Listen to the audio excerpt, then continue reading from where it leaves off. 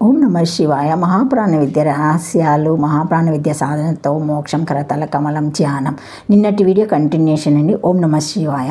అందరూ తమ మనసులను తమ ప్రాణం మీద పెట్టక లౌకిక విషయాల మీద పెడుతున్నారు. కాబట్టి మనసును ప్రాణం మీద పెట్టి ప్రాణక్రియను జరుపుతూ సర్వకార్యాలు చేసినట్లయితే దాని కర్మయోగం అంటారు.